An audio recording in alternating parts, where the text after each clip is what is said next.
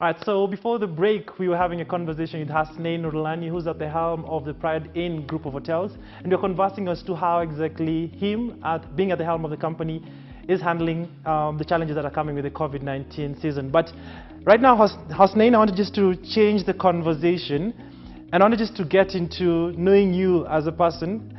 Earlier on, we were having a conversation and you told me you joined the company when there were just a portfolio of 2 companies. So I want you to take me through the journey, how exactly now you scaled up, how you got into hospitality, what exactly prompted that?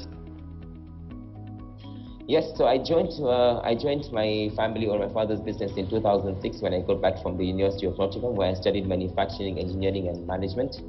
And I worked in the UK for a year, and that's when I realized maybe engineering was not my cup of tea. So I came back to Kenya not knowing exactly, and I came back to Kenya not knowing exactly what I wanted to do. In the meantime, I joined my father's business, trying to bide some time, and that's when I realized there's huge opportunities. Lucky for me, I've always been one of those people who grabs opportunities as and when they arise, and that's when we realized the opportunities for for the car rental leasing, and ventured into the car rental leasing and expanded the fleet by 3 times.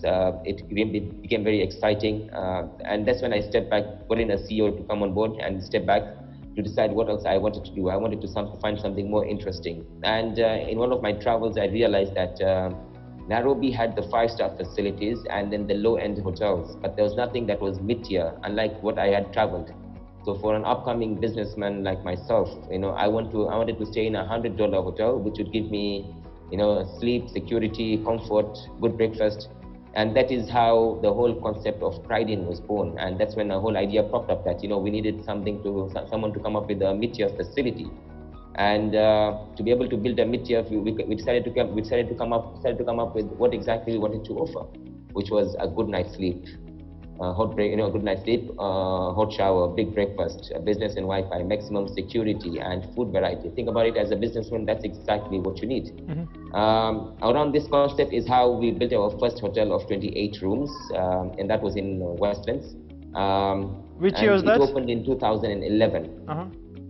And this is how our first hotel. And the first hotel, as much as I had taken quite a big bet, because this was my first venture into hospitality with not much of knowledge, but obviously having a good team members. We got into the scene, and when we first advertised it as a $100 facility, it was taken up extremely well. And for the first 6 months, we literally ran with 100% occupancies, and this marked the signal for me to expand. And this is how we grew from 2011 from 1 hotel to 2020 with now 9 hotels.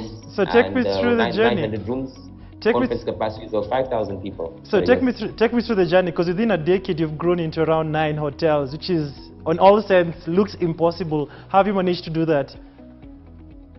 So the concept that we particularly used was, our first hotel was constructed from scratch, and it took us a whole 2 years to build a 28-room hotel. And this is when we realized that buying a property was much more easier than trying to build from scratch, because I could roll it out to the market instantly.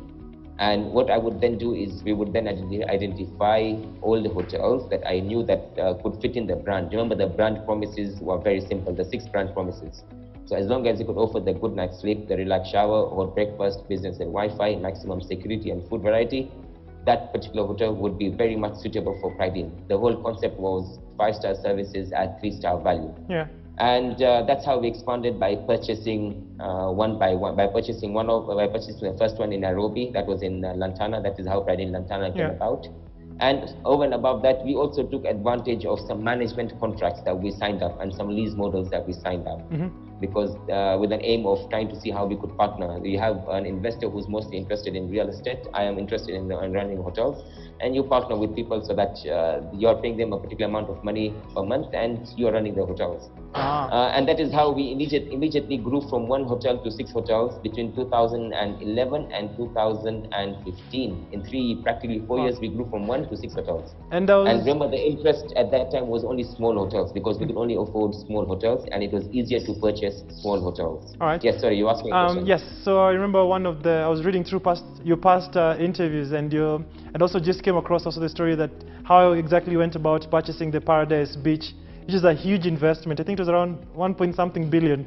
How exactly do you manage to do that, and why did you decide to take a risk, and especially during that time whereby the hospitality industry was very volatile and was suffering a low season? Lucky for me is that I have always been very well traveled. Traveling is one of my biggest hobbies, and I've always seen that when you go to Dubai, when you go to London, you always see how those cities thrive with international conferences and exhibitions. And on the other side, when I used to look at Mombasa was purely leisure tourism. And when I got this opportunity, believe you me, it was a very difficult decision to do, because Mombasa was in its knees because of its tourism. Yes. I know tourism was in its knees, things were really tough, and there I am looking at, should I purchase a property or not? But I had this sincere belief that Mombasa does not focus on MICE tourism. And if we try to offer something different in terms of MICE tourism, I was very much, my gut instincts were very positive in that it would help the city in terms of reviving back its leisure tourism and its business tourism. But, and also, it would also be a game changer for the hospitality industry. And I did my couple of thought models and looked at what's the worst that would happen if I went ahead with this concept. And I decided to take the leap of faith to invest. At that time, we did the purchase. We invested a total of $30 million into the facility. All right. And speaking about risk, I've got to learn that you're a man who loves taking risk. Take me through some of the risks that you partook that were quite high risk and failed. Over my career between 2007 and 2019, you might get surprised. I've opened several other companies which I perhaps might have not done research about, or maybe they were too early for the time, or they were what I felt the market needed, but the market did not necessarily need them. So there's several companies that I've actually opened that I have after 6 or 12 months of operation, I decided to close them down. And that's the maximum time I would give any business. It will be 12 months. Oh, 12 if months. In 12 months, it has to be 12 months, yes.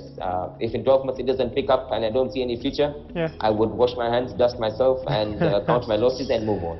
All right. And speaking about businesses, you're running so many businesses across hospitality. I know you're in the cake business. There are quite a number of businesses that you're running. How do you manage to keep an eye on all of them? I tell you that I believe in people, and I get the best of people who I can bring on board. For me, my first criteria is integrity and attitude. Integrity and attitude, as long as those two things are there, I believe that skill is something that can be taught to them. And once you get the best team of people, I believe in them, I give them the space to operate, I allow them to do mistakes, I give them the empowerment to make decisions. You let them free, you let them make decisions. When they make decisions, they will actually have some mistakes, and you back them up for those mistakes. So it is not me who particularly looks after all those companies. I have a fantastic team of people who ensure that they are looking after the company. My job is just to make sure that my team is happy. And as long as my team is happy, I know that my customers will be happy, my guests will be happy, my clients will be happy. And as long as my guests are happy, the profits continuously pour in. So it is about having the best, fantastic team of people around you. Interesting. And you've experienced some success, especially with the group of companies that you're running. What exactly are some of the lessons that have cropped up out of success in your journey? A lot of lessons have been learned, but one of the biggest lessons that have been learned is that shortcuts are sometimes expensive. Cheap is expensive. As an entrepreneur, you want to save a lot of money in the beginning. And yes, you might not want to bring in the best people, you might not want to bring in the best professionals, and sometimes you end up compromising on those. But then time is money. One of the things that I've always learned is that over my career is time is the most valuable resource. If you don't get things done in time, you have lost it. You have lost a whole company. It's as simple as that. Some of the companies that I have had to close, was purely because, not because they were wrong or their idea was wrong, but because I failed to hire the right people. You know, sometimes you can, not everyone fits into every culture, so it is about understanding who gets who it is, and about putting in the right systems. Sometimes you don't want to put in the right systems just because it is too expensive, but in the long run, it does pay back. So some of the lessons that I've learned is that you know, making sure that you're making the right decisions, especially when it comes to people and systems. As long as those two things are right, and making sure that you test out your ideas beforehand. You know, I normally have the parent test, or rather the father and the mother test. I would normally test an idea with my dad and mom. If I believe that they understand the idea fairly easily, then I know that the business, you know, you look at how sparkly so you always pass your ideas through your mom and dad? Yes, that is my own gut feeling, and obviously a bit of market research. Interesting. So between mom and dad, or rather, how do you go about it? How do you go about it when you're testing it? You're saying the mom and dad test.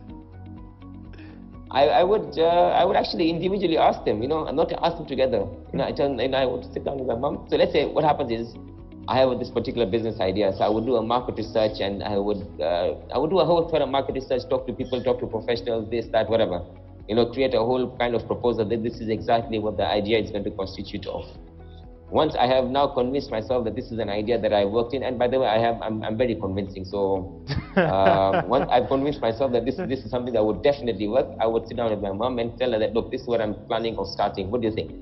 Okay, and I look at how she's understood the idea. If she has understood and she feels, yeah, this is good, this is great, and this is something that the market needs, and I know that, okay, fine, that's it. If she has understood the same, and that means it has been worked on to, you know, an idea as simple as it is, that's when it works. As long as the idea is simple and my mom can understand it, I know it is going to work. And if my mom and dad can understand it, it is going to work. But if I'm not able to convince them, it's not going to work. I need to go back to the drawing board, simple as that, and simplify the idea. Or, all in all, maybe just leave it, you know, if it doesn't work. So thank you so much, Hosnain. I know it's been a very good conversation. I'd like to go on, but the time is just literally up. But for you who are watching, please remember you can tune, or rather, make a contribution to this particular conversation through the hashtag KTN Business Coach, at KTN Home across all social media platforms, at Ian Dennis Network. My name is Ian Dennis, and this has been the Business Coach, where we help entrepreneurs better their businesses.